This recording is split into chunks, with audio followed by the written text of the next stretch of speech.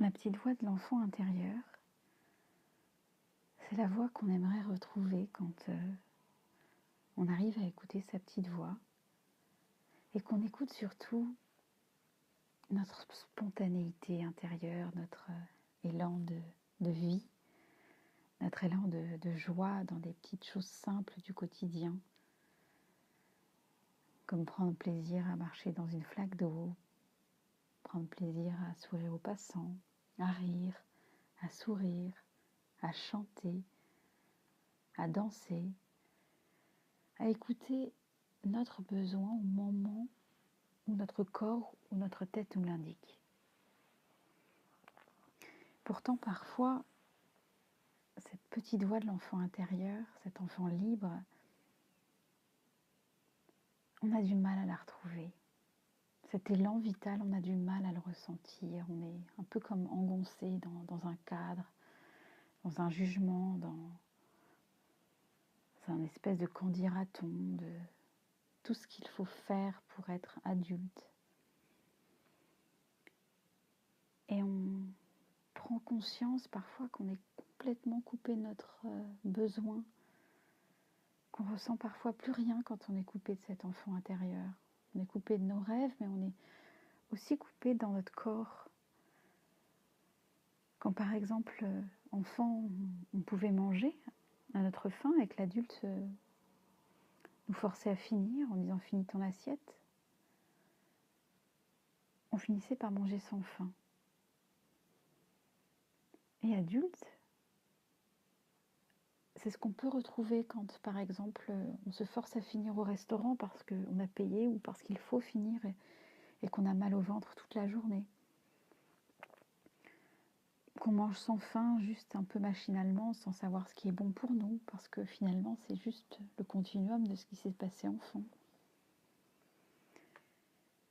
Ça marche aussi pour les émotions. Quand enfant, on avait besoin d'exprimer quelque chose, des pleurs, pour nous libérer d'une peur, par exemple, ou d'une douleur, et que cette émotion n'a pas été écoutée, qu'on a même refusé d'entendre, parce qu'elle dérangeait, parce qu'elle mettait mal l'adulte.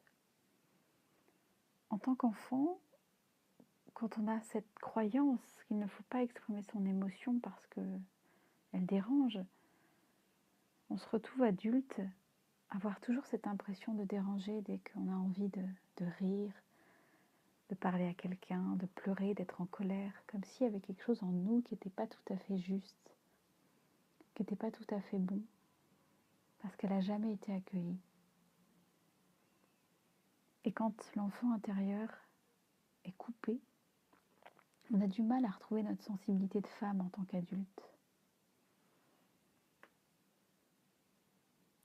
Il y a ces petites phrases dans notre tête qu'on se répète, cette petite voix,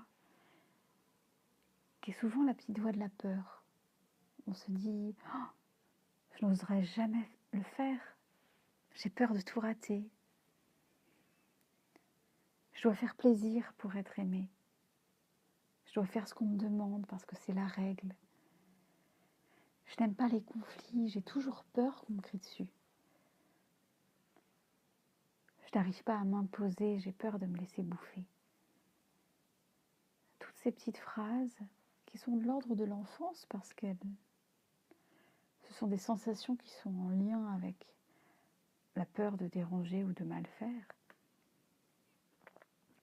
C'est des petites phrases qu'on peut apprendre ensemble à dépasser une fois qu'on les a identifiées pour accéder aux sensations qu'on avait enfant dès le départ, cette liberté qu'on avait et qui nous donnait toute cette force, toute cette innocence, mais à la fois cette puissance de pouvoir être dans l'action, de pouvoir suivre le chemin de son corps, de ses besoins, sans être entravé par la voix de l'adulte, entravé par la société, entravé par plein de choses qui, finalement, c'est toutes petites choses, mais qui, mis bout à bout, ont un peu étouffé nos rêves ou notre sensibilité. Dans le travail qu'on peut faire ensemble, l'idée, c'est surtout pas d'être rebelle pour être rebelle et d'exploser tous les cadres, non.